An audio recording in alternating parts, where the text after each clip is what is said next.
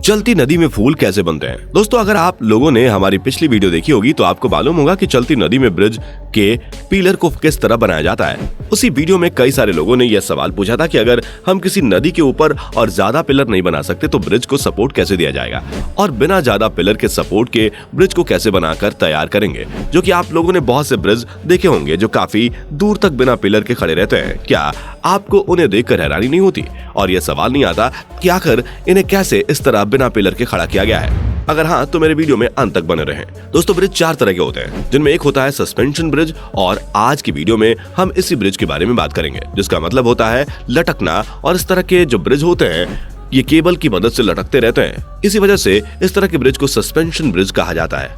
अब आखिर इस तरह का ब्रिज बनता कैसे है, इसे जानने के लिए कुछ बेसिक चीजों को समझ लेते हैं। मान लीजिए कि एक बड़ा सा दरिया है जिसके बीच में कोई पिलर नहीं है, क्योंकि वहाँ की ज्योग्राफिकल कंडीशन वहाँ पर पिलर बनाना अलाउड नहीं करती। तो बिना पिलर लगाए इस ब्रिज को किस तरह से सपोर्ट दिया जाए? तो दोस्तों, इसका जवाब है बड़े बड़े टावर और केबल्स के रूप में इन्हें सपोर्ट दिया जाता है। इन्हें लटकाकर सस्पेंशन ब्रिज बनाया जाता है। जैसे कि आप देख सकते हैं, ये 2 बड़े बड़े टावर हैं जिनसे एक बड़ा सा केबल बनकर तैयार होता है, जिसे सस्पेंशन केबल भी कहा जाता है। और यही केबल आगे कंटिन्यू होकर बंधा होता है 2 अगल बगल में बने एंकरों से, जिन्हें एंकर केबल कहा जाता है। और नीचे की तरफ डेक मौजूद होते हैं। आसान शब्दों में ये डेक वही होते हैं जिस पर हम अपनी गाड़ियां दौड़ाते हैं, यानी कि सड़क। और इस सड़क को इस केबल से जोड़ने वाले जो छोटे केबल्स होते हैं उन्हें सस्पेंडर्स बोला जाता है।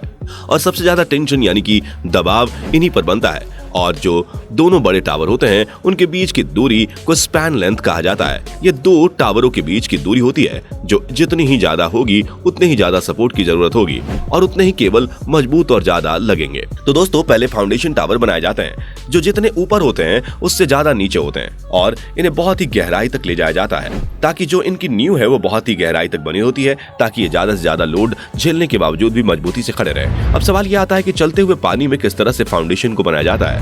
अगर आपको नहीं मालूम तो कोई बात नहीं, इसके ऊपर हम ऑलरेडी वीडियो बना चुके हैं जिसे आप हमारे चैनल पर देख सकते हैं।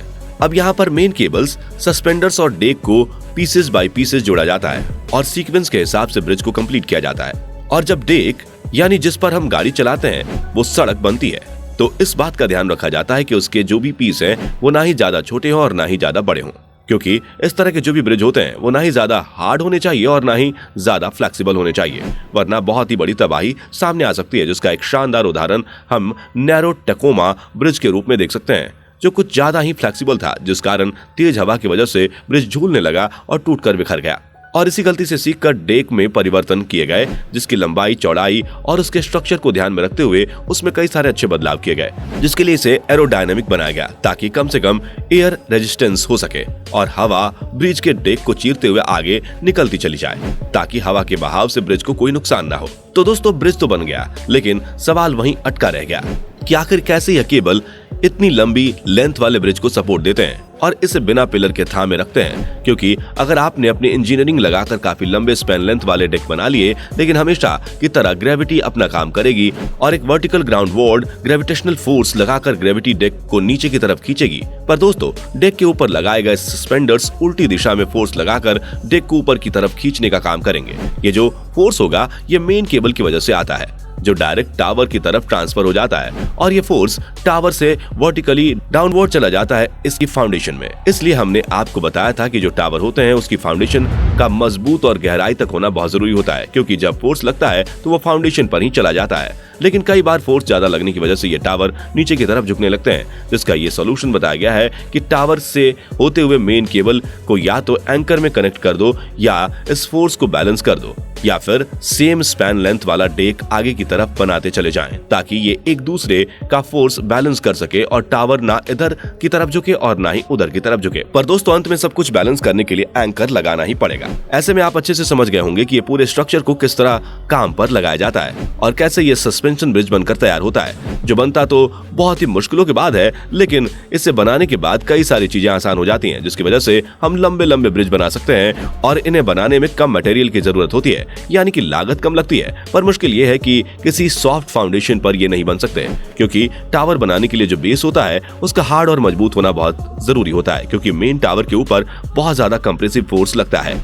इसलिए फाउंडेशन का बहुत मजबूत और हार्ड होना जरूरी होता है ताकि वो कंप्रेसिव फोर्स को सहन कर सके। सिर्फ इतना ही नहीं, सस्पेंशन ब्रिज फ्लेक्सिबल होते हैं जिसके कारण ये भूकंप वगैरह को अच्छी तरीके से सहन कर लेते हैं, परंतु इनके फ्लेक्सिबल होने के कारण ये तेज हवाओं में वाइब्रेट करना शुरू कर देते हैं जिस पर चलने में काफी डर लगता है। इसी वजह से इस तरह के ब्रिज को ना ही ज्यादा फ्लेक्सिबल होना चाहिए और ना ही ज्यादा हार्ड होना चाहिए ताकि आसानी से सब कुछ बैलेंस हो सके। उम्मीद है आपको इस वीडियो से काफी कुछ सीखने को मिला होगा। अब आप इस पर क्या कहना चाहते हैं कमेंट में जरूर बताएं और इस तरह की वीडियोस को देखते रहने के लिए चैनल को सब्सक्राइब करना बिल्कुल भी ना भूलें। धन्यवाद। दोस्तों, आपको स्क्रीन पर 2 और वीडियोस दिखाई दे रही हैं, जिसे देखने के लिए स्क्रीन पर क्लिक करें।